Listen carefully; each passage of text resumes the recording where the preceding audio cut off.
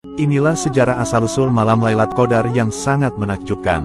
Pada malam Lailatul Qadar, dahulu Al-Quran diturunkan seluruhnya dari Lauhil Mahfuz ke langit dunia.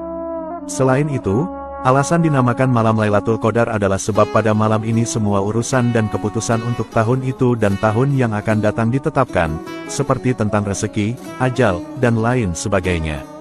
Malam Lailatul Qadar adalah malam mulia yang lebih baik daripada 1000 bulan.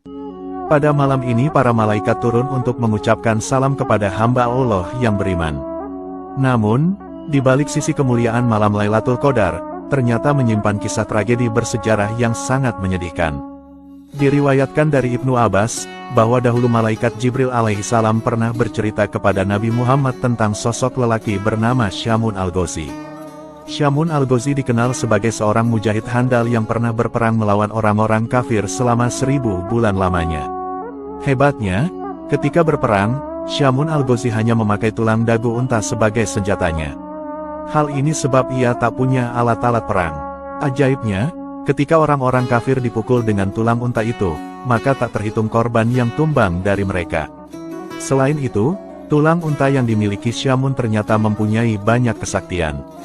Di saat Syamun al-Ghazi merasa haus, maka akan mengalir air segar dari sela-sela gigi tulang dagu unta itu, lalu diminumnya.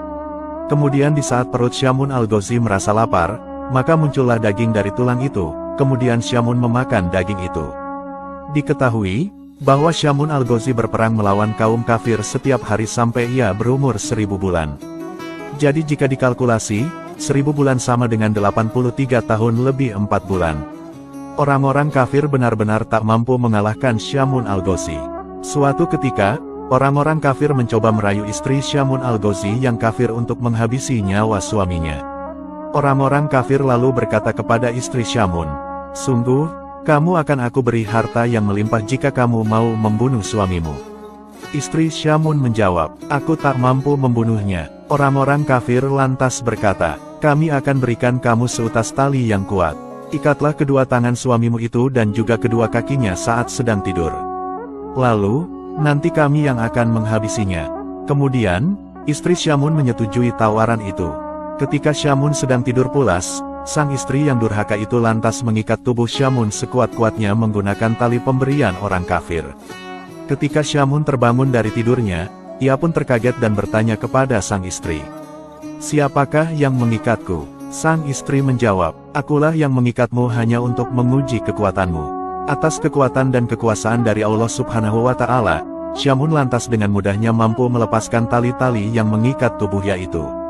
Karena hal itu gagal, kemudian orang-orang kafir memberikan sebuah rantai lagi kepada istri Syamun untuk mengikat sang suami.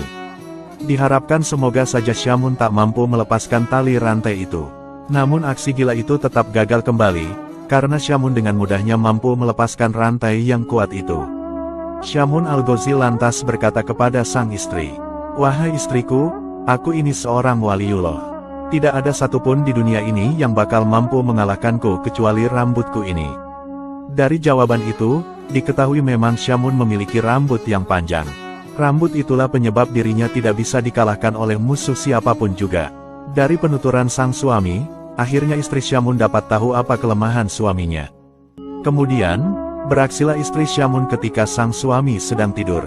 Dia lalu memotong 8 utas rambut Syamun yang panjangnya sampai ke tanah. Istri Syamun lantas mengikat tangan dan kaki suaminya dengan masing-masing 4 utas rambut. Ketika Syamun al-Ghazi bangun, terkagetlah ia melihat tangan dan kakinya terikat. Ia berkata, "Siapa ini yang mengikatku?" Sang istri menjawab, "Aku yang mengikatmu untuk mengujimu."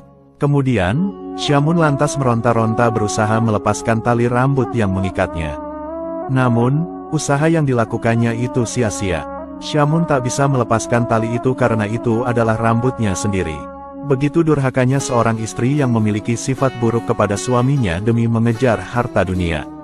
Melihat kejadian itu, istri Syamun yang durhaka lantas mengabari orang-orang kafir tentang kondisi suaminya yang sudah tidak berdaya. Setelah itu, orang-orang kafir mendatangi rumah Syamun untuk kemudian membawa tubuh Syamun untuk dizalimi. Ketika telah sampai di tempat penyiksaan, tubuh Syamun lalu diikat di sebuah tiang. Kemudian, para orang-orang kafir mulai melakukan kezaliman dan penyiksaan kepada Syamun al-Ghazi. Tubuh mulia Syamun kemudian mulai dipotong-potong orang-orang kafir itu. Tidak hanya itu, mata Syamun juga dicongkeli, kedua bibir dan lidahnya juga dipotong sampai lepas. Menyedihkannya lagi, kedua tangan dan kedua kakinya juga dicopoti semuanya.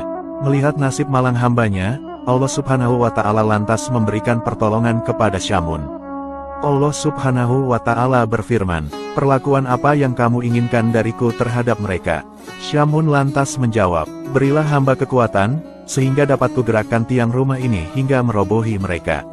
Allah Subhanahu wa Ta'ala lalu mengabulkan permohonan Syamun. Allah Subhanahu wa Ta'ala kemudian memberikan kekuatan dahsyat dalam tubuh Syamun. Ketika Syamun menggerakkan tubuhnya, maka seketika itu bangunan bergetar dan bergoncang dahsyat, atap-atap bangunan seketika rontok dan menimpa seluruh orang-orang jahat itu. Seluruh orang kafir yang tertimpa bangunan langsung binasa seketika termasuk istri Syamun yang durhaka. Kemudian, Allah Subhanahu wa Ta'ala mengembalikan anggota tubuh Syamun yang terpotong menjadi utuh kembali seperti sedia kala. Setelah peristiwa menakjubkan itu, Syamun al-Ghazi lantas masih hidup dan beribadah selama 1000 bulan lagi. Di setiap malam beliau selalu bangun dan mengerjakan sholat. Sedangkan di siang harinya beliau selalu berpuasa. Begitulah aktivitas kehidupan sehari-hari Syamun al-Ghazi hingga akhir hidupnya. Syamun al-Ghazi wafat dan gugur setelah syahid saat berjuang di jalan Allah Subhanahu wa Ta'ala. Setelah mendengar kisah luar biasa itu, para sahabat Rasulullah lantas menangis haru dan ingin sekali seperti Syamun. Mereka lantas bertanya kepada Rasulullah, "Ya Rasulullah, apakah engkau tahu pahalanya?"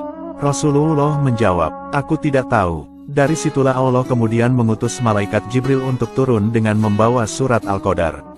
Allah berfirman, "Wahai Muhammad, aku beri kamu beserta umatmu malam Lailatul Qadar, yang beribadah pada malam itu lebih utama daripada beribadah selama 1000 bulan. Subhanallah, semoga kisah ini bermanfaat. Wallahu a'lamu bishawab.